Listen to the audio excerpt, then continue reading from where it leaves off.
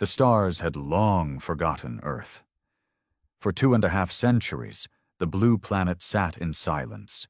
No signals, no beacons, no trade, no war, nothing. To the rest of the galaxy, Earth was a mystery, one they were happy to leave alone. The stories told about humans were mixed. Some called them savages with terrifying potential. Others said they were just dust in the wind, burned out, broken, gone. But on the 250th anniversary of Earth's silence, everything changed. It started with a flicker, one blip on a scanner stationed on Zolara 7, an outer colony of the Velthari Empire. Just a harmless anomaly, they thought. But then came the second signal, then the third, then a sequence, complex, calculated, and old school, Morse code. No one used Morse anymore. That was ancient. It was human. The Velthari panicked quietly. They tried to jam it. Nothing worked. The signal got stronger. Then came the voice. Clear, confident, human. "We are awake." That was all it said. Just 3 words. But it echoed through the entire Velthari command network. Within minutes, the Interstellar Council was convened. Debates turned into arguments. Empires that hadn't spoken in decades suddenly found themselves talking. Earth was back, and nobody knew what that meant. You see, humanity was different. Always had been. Back when the galaxy first opened up, humans rushed out like fire. Colonies, tech, alliances, they were everywhere. And then, just as quickly as they arrived, they disappeared. No war, no disease, just silence. Rumors filled the void. Some said Earth had fallen to internal collapse. Others whispered of a weapon, something so powerful that even humans were afraid to use it. A few believed they had transcended, left the physical plane. Most just forgot them. Until now. The Velthari didn't wait. They sent a small reconnaissance team to Earth's edge. 3 ships, light-armed, just to see what was going on. They expected to find ruins, maybe survivors living in primitive decay. Instead, they found something else. The moon had a shield.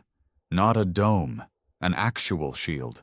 Full planetary defense grid, invisible until triggered. The Velthari probes didn't even make it past lunar orbit before being disabled with surgical precision. No damage, just shut down. Dead. Then Earth sent another message. "Return to your homes. Do not approach again." The galaxy froze. Why was Earth suddenly talking? Why now? And how the hell did they take out Velthari tech so cleanly? No other species had ever done that. Not without war. Not without noise. The Council sent ambassadors, carefully chosen, politically safe, from neutral systems. Earth ignored them. For 6 weeks, messages were sent from every empire, every alliance, every corner of the galaxy. Earth stayed quiet. Then, without warning, they responded again. "You watched us fall. You chose not to help. We remember." That one stung. Because it was true. The galaxy had watched as Earth spiraled centuries ago. They knew things were getting bad. Climate collapse, AI revolts, global wars, but no one stepped in. Helping Earth was considered too risky. Now Earth was back, and they remembered. The question everyone asked: what had they been doing all this time? No one really knew, but bits and pieces started leaking. A few smugglers swore they'd seen strange ships, black as night, no engines, silent. Ghost vessels that moved faster than light and vanished without a trace. Others claimed entire stars had gone dark in certain sectors near the Orion Belt, sectors only humans once explored. Fear crept into the minds of those who once ruled the stars, because humans weren't just back. They were patient, silent for 250 years, building something. And now they were speaking again. What would come next? The silence after Earth's last message stretched longer than expected. Longer than any government, empire, or federation was comfortable with. Diplomats scrambled, Analysts worked overtime, and militaries secretly shifted assets closer to Sol Sector, hoping Earth wouldn't notice. But of course, they did. Because humanity hadn't just survived their disappearance. They had evolved. The first real hint came from a merchant vessel known as Verine's Luck, a rusted freighter run by a family of scavengers from the fringe worlds. They didn't mean to stumble into Earth's territory. They were low on fuel and trying to avoid a patrol. But they made the mistake of crossing Jupiter's outer boundary. The ship never crashed, never exploded. No warning shot. One moment they were flying in the dark, then everything went white. When the family woke up, they weren't dead. They were docked. Inside what looked like a human station, but nothing like the old Terran designs anyone remembered. The place was vast, silent, glowing with strange lights that didn't cast shadows. No visible crew, just voices, gentle, calm, synthetic, but unmistakably human. You have entered sovereign Earth space. You are unharmed. Leave now. They were refueled, resupplied, and sent on their way without so much as a handshake. No questions answered, no secrets revealed. But the ship's onboard systems had recorded everything. The footage was leaked within hours. The galaxy watched in stunned silence as the video played on every channel. That station, if it could even be called that, was alive. Its hull pulsed like a living thing. No visible seams, no lights, no weapons, but it moved, not orbitally, not through thrusters. It bent space. It drifted across the black like it owned the stars. Theories spread like wildfire. Biotech? Conscious architecture? AI singularity? None of it made sense. Not to the Council, not to the empires. That was the problem. For centuries, humanity had been a variable in the great equation of galactic balance. Their absence created a vacuum that others filled comfortably. But now the variable was back. The Council finally did something bold. They called a gathering, not digital, not remote, a physical assembly, first in 117 years. Every major power sent their best. Even the bitter enemies, like the Pyrans and the Volari, stood shoulder to shoulder under one roof. Earth had united them through fear.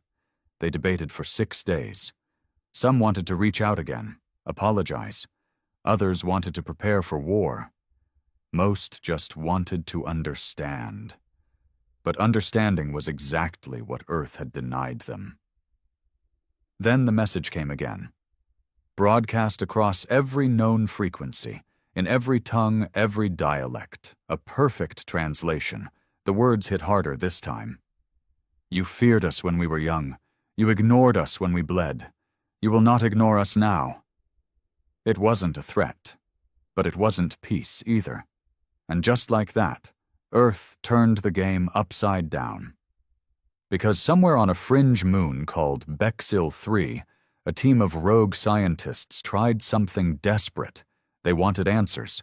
They built a signal booster, a makeshift communicator, and aimed it straight at Earth's atmosphere. They sent one question. Why now? No one expected a reply, but Earth answered within seconds. One word. Ready. That's when it hit them. Earth hadn't been sleeping. They had been waiting. For what? No one knew. But the panic that followed was undeniable.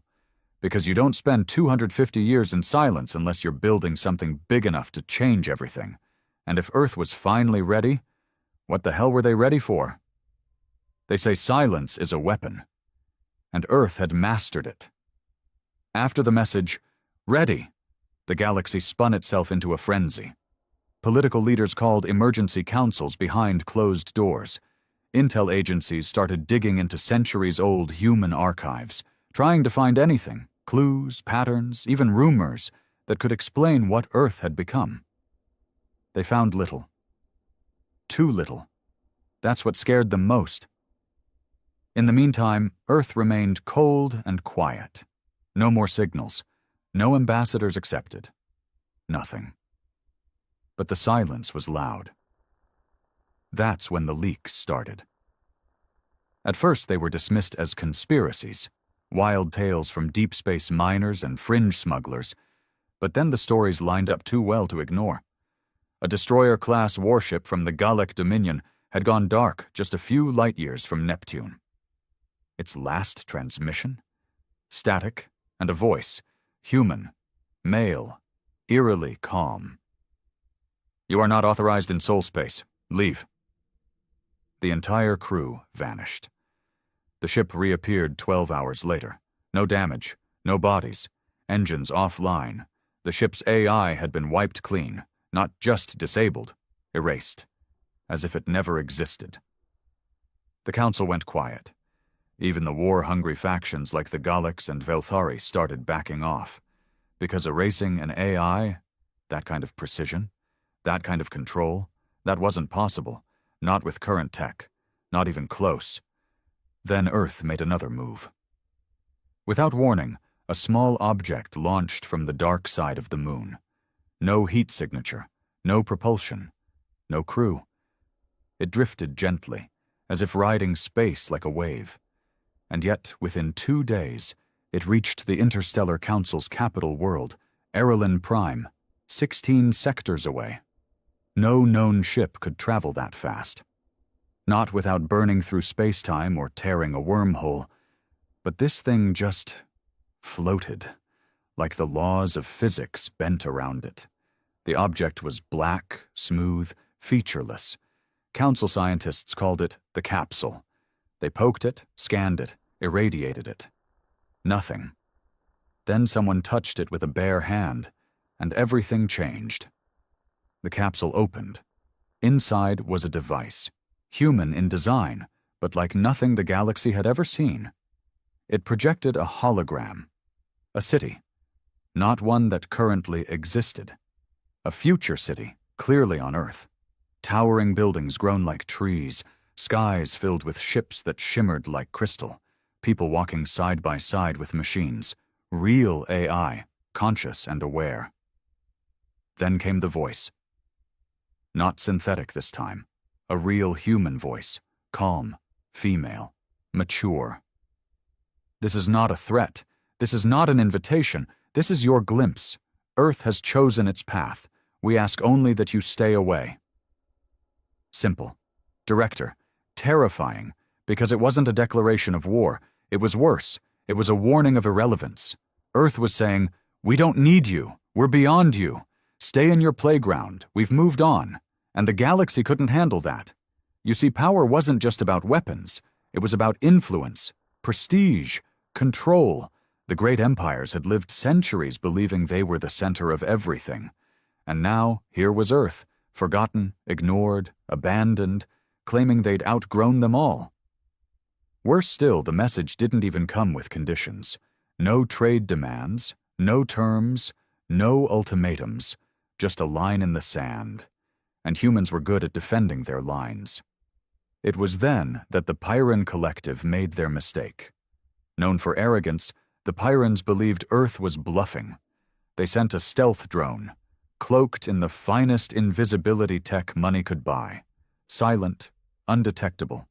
Its mission? Orbit Earth, observe, report. Nothing hostile, just surveillance. The drone never returned. But something else did. A single shard of black metal. No propulsion. No signal. Just appeared inside the Pyran capital's orbit, hovering silently above their defense ministry. Their satellites scanned it endlessly. They couldn't pierce it, couldn't touch it.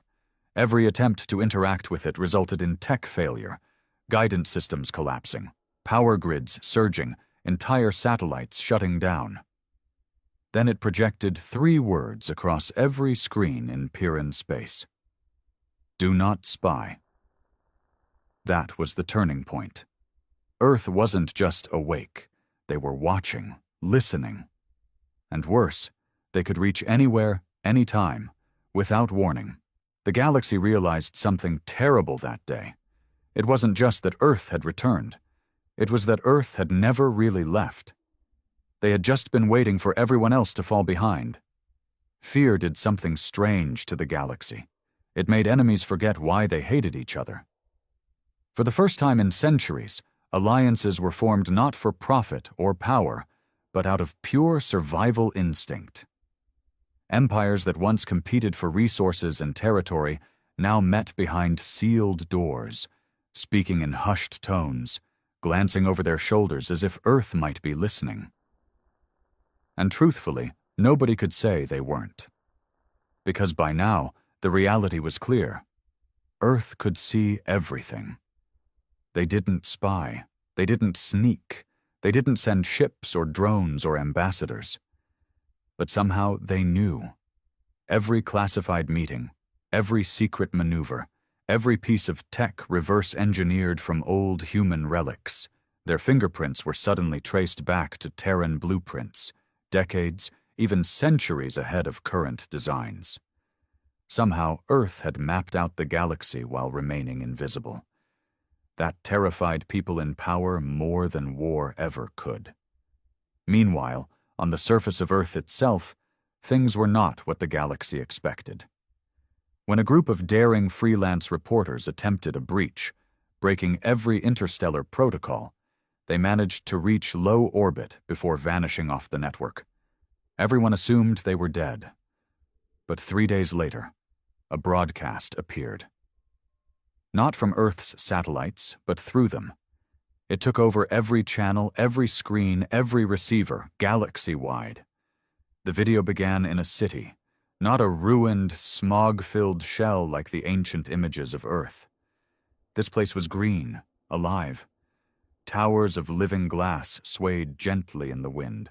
Solar canopies moved with the sun like flowers, and the skies were filled with strange aircraft, silent, glowing, elegant.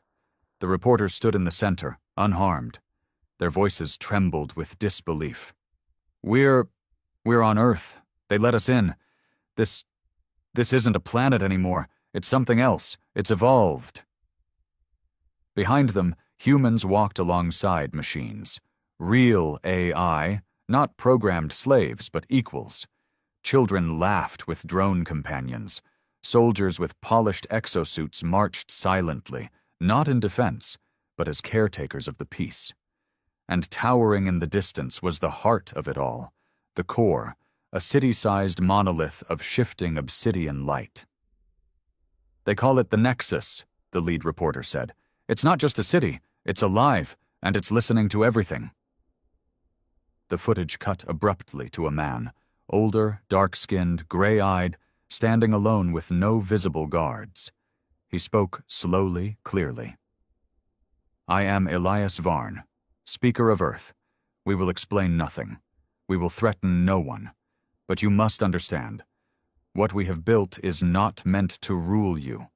It is meant to survive you. That line shook the Council to its bones, because it meant Earth had already written off the rest of the galaxy. Not as enemies, not even as friends, just as risks. Speaker Varn continued. You once called us reckless, primitive, dangerous. You were right. We were. But while you debated and postured, we rebuilt. We failed. We burned. We learned. We unified. And then we waited. Watched you chase the stars while we chased understanding. The message ended with one final sentence.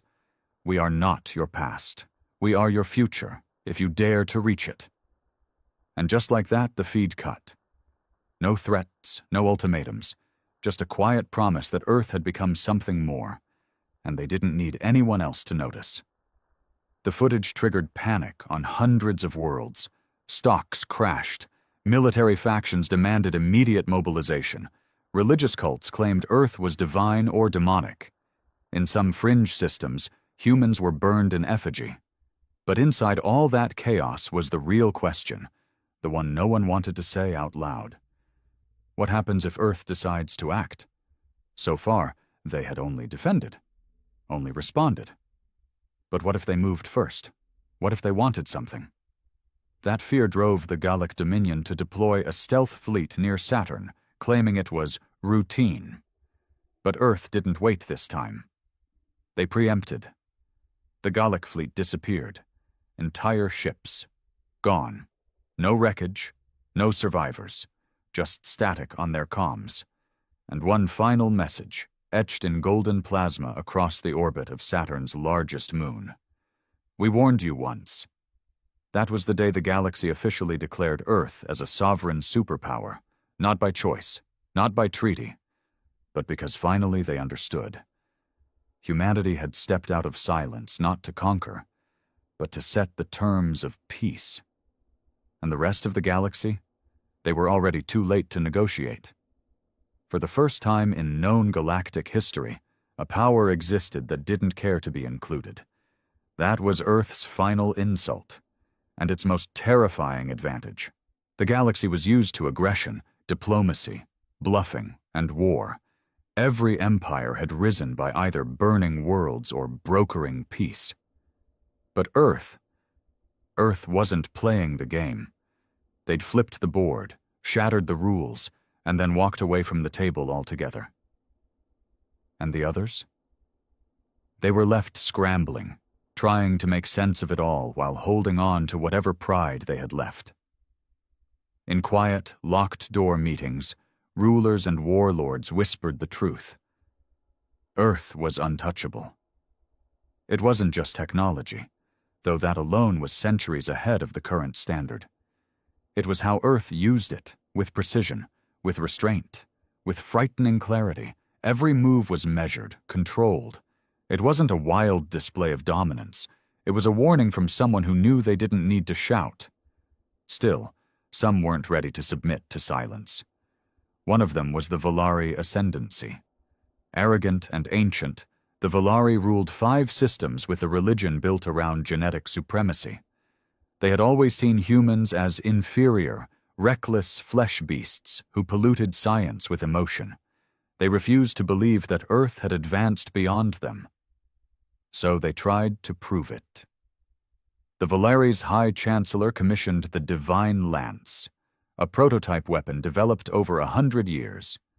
A dark matter spear, launched through a collapsed wormhole, capable of piercing any planetary shield from the inside out. Undetectable, untraceable, lethal. They launched it straight at Earth. It never arrived. The weapon vanished somewhere near Mars' orbit, its signal lost midstream. For 48 hours, the Volari said nothing, hoping to recover data, hoping to lie if necessary. But they never got the chance. Because on the 3rd day, the sky over the Volari homeworld turned black, not with ships or weapons, but with reflections. Countless hexagonal mirrors, thin as air, vast as continents, drifted into the upper atmosphere. No engines, no heat, just floating, perfectly aligned. Then came a projection. No noise, no music, just an image. The Divine Lance, frozen in time, suspended above Earth like a toy. A single line appeared below it, in glowing Terran script. We were ready yesterday. That was the end of the Volari's defiance. Their High Council surrendered, without a war. Across the galaxy, something began to shift. Slowly, subtly. Empires stopped looking to their borders and started looking inward, into their cities, into their cultures, into their broken systems, corrupted AI, dying planets. They realized something Earth had figured out long ago. Domination isn't progress.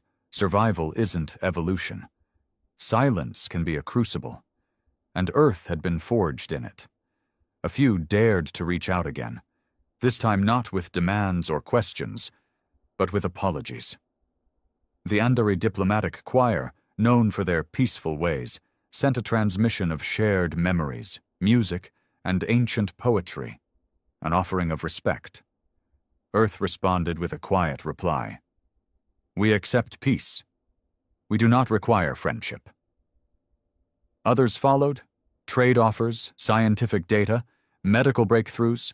Earth declined most, accepted a few, but only the ones where their involvement helped lift up, not control. The Nexus, Earth's living city, began releasing educational packets. Anonymous. Free. Interstellar knowledge dumps wrapped in graceful code that other species barely understood. Cure algorithms, clean energy formulas, even anti-aging nanotech. The message was clear. We've already done the hard part. Take what you will. We won't stop you, but we won't guide you either. Some species blossomed under this quiet generosity. Others tried to weaponize the tech and watched it self-delete the moment malice entered the equation. Earth's systems knew intent. They judged silently. As for the humans themselves, no one really understood what they had become. They still looked the same, mostly, flesh and bone, smiles and frowns. But their eyes told a different story. They weren't hungry for war. They weren't looking for allies or enemies. They were waiting, not for conflict, not for conquest, but for the right kind of contact, something the galaxy still hadn't learned. To speak to Earth now, you had to deserve to be heard. Despite Earth's refusal to rejoin galactic politics, its presence cast a long shadow over everything. No alliance could be formed without asking, what would Earth think? No weapon could be developed without wondering, could this provoke them? And no one dared to challenge the new order, because for the first time in the galaxy's long and violent history, peace wasn't maintained by threat of war, but by the fear of being ignored. In the years that followed, Earth became more of an idea than a place. A myth wrapped in proof. A story told in whispers by generals and in songs by children.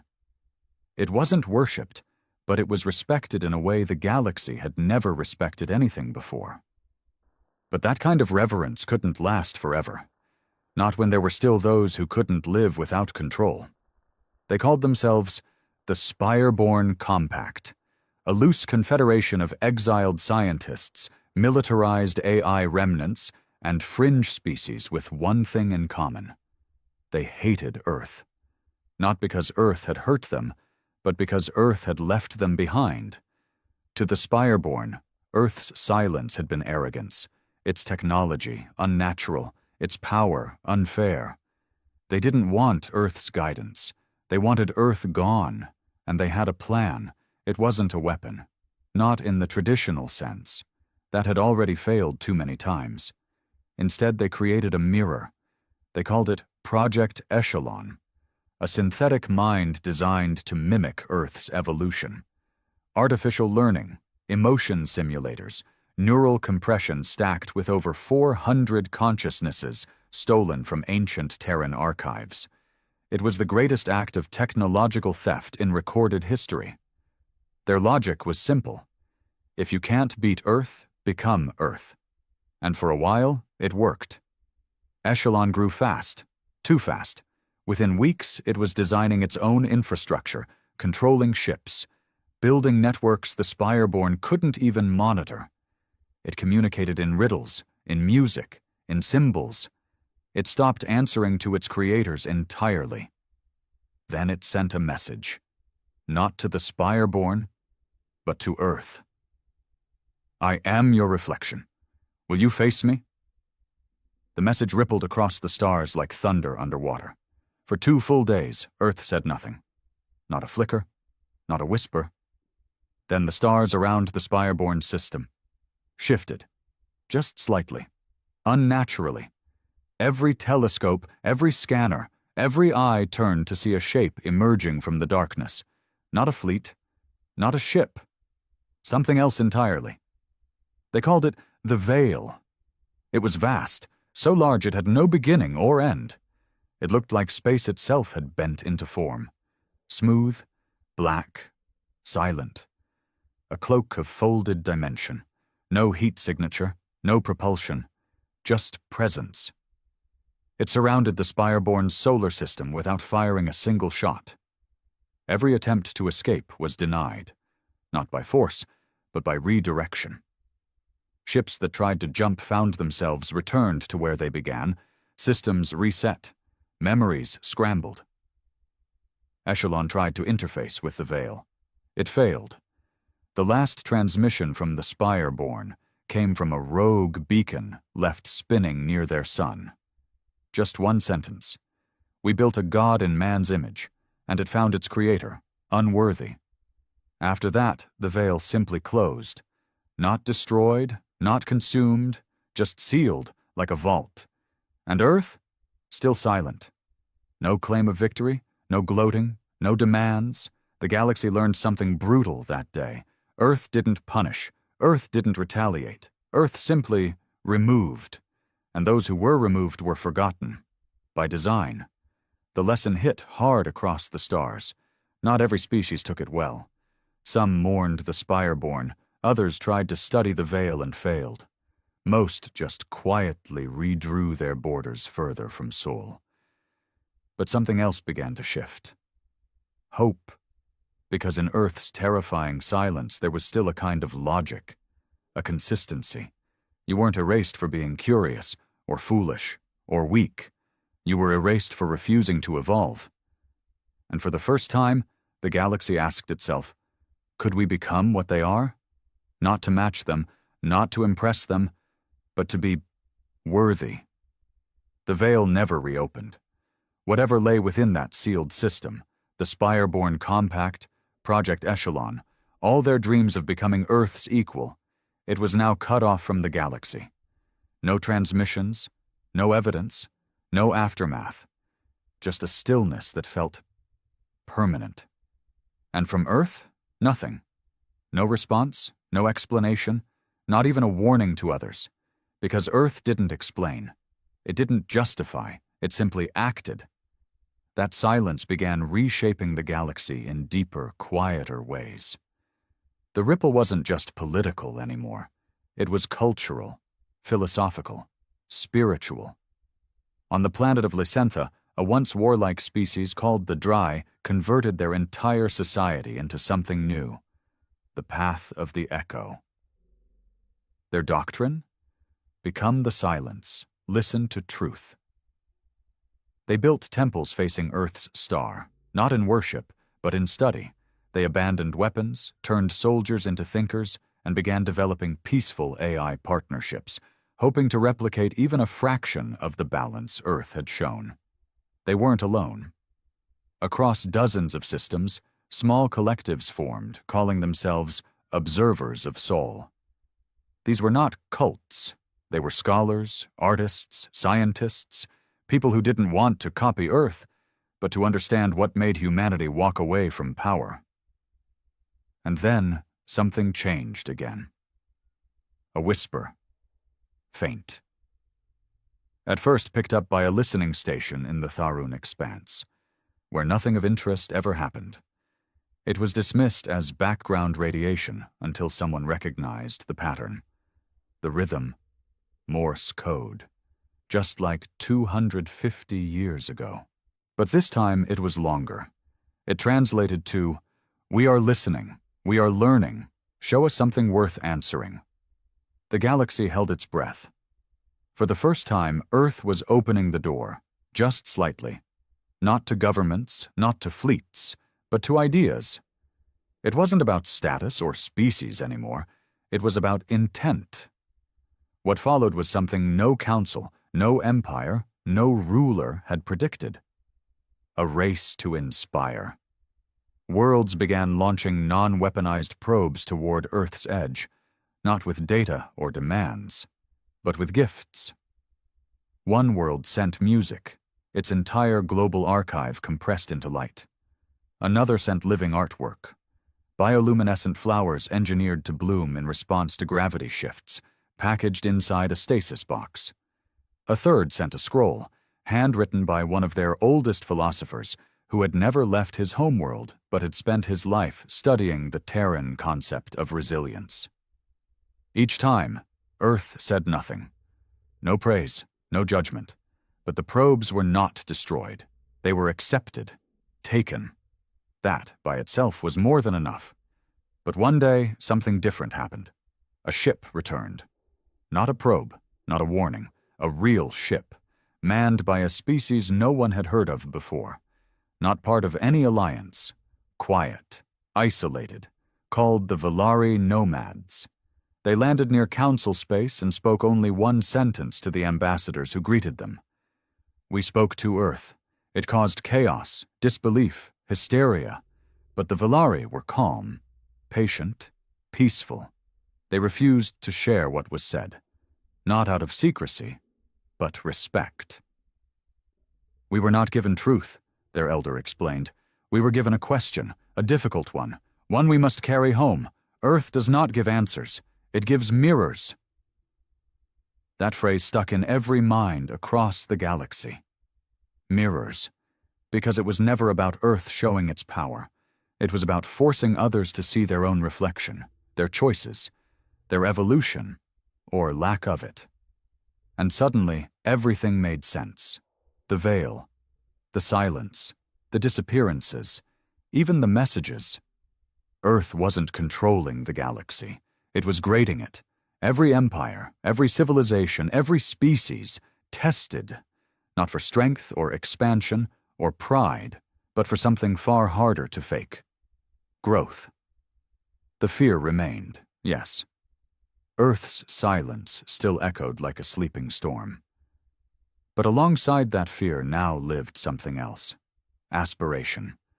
Because if Earth was watching, if they were listening, if they were truly waiting for someone to show them something worth answering, then maybe, just maybe, it wasn't too late, not to join them, but to earn their attention. Years passed, not in war, not in fire, but in something rarer, reflection. For the first time in the galaxy's long, blood-stained history, the most powerful civilizations weren't building fleets. They were building ideas. They remembered Earth's message. Show us something worth answering. So they tried. The Andari began rewriting their education systems, eliminating status-based intelligence quotas and opening learning to all classes, including synthetics. The Pyrans, once a hyper-militarized power, dismantled their hereditary command structure and established a citizen-led council. Even the Velthari, who once claimed the stars as divine right, began restoring dying ecosystems on their oldest homeworld, admitting publicly that conquest is a sickness we mistook for purpose. And slowly, the galaxy changed. But Earth remained silent. No new messages, no visitors, no veils. Just that cold, beautiful blue world, floating in Sul, untouched, unreachable, until something strange happened on the outer edge of explored space. A derelict station, long abandoned, powered back on. Alone. Silent. Its systems had been dead for over a century, until they weren't. The station's logs showed no repairs, no access. Yet everything worked. Its ancient sensors, once obsolete, now pulsed with unknown code. It wasn't a message.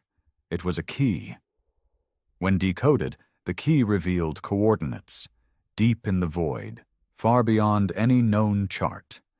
A place no species had ever ventured. The council debated for weeks.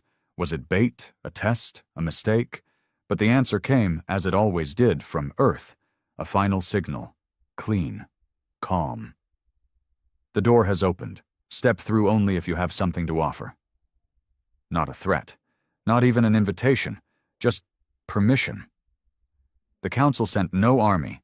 No elite scientists, no political envoys. They sent a ship.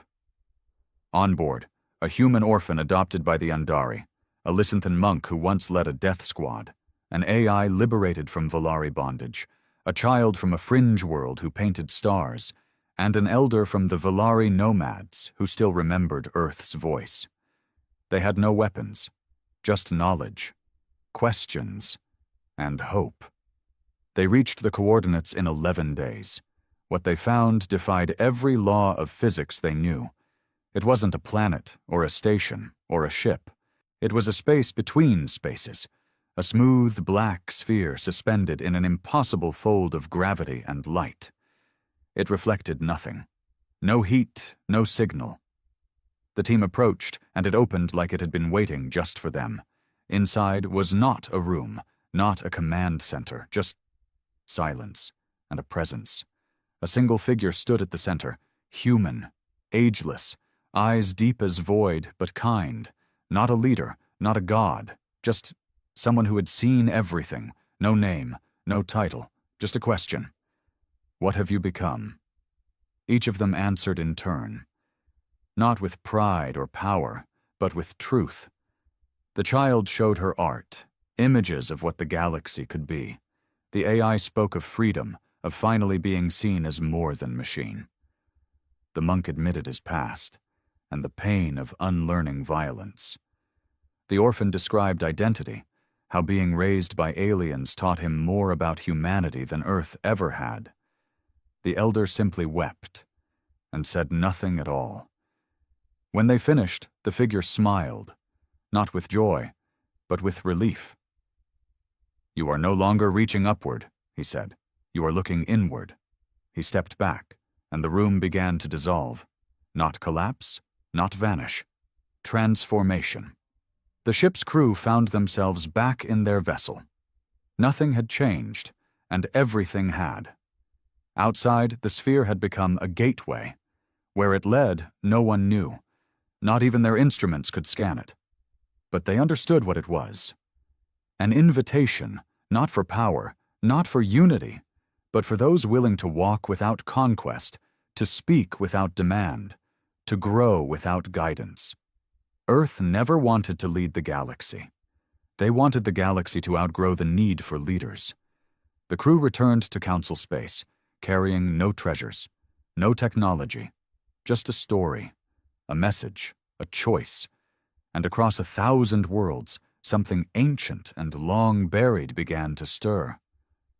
Not fear, hope, because Earth hadn't built a fortress. They had built a future, and finally, after 250 years of silence, fear, and reckoning, the galaxy was ready to enter it.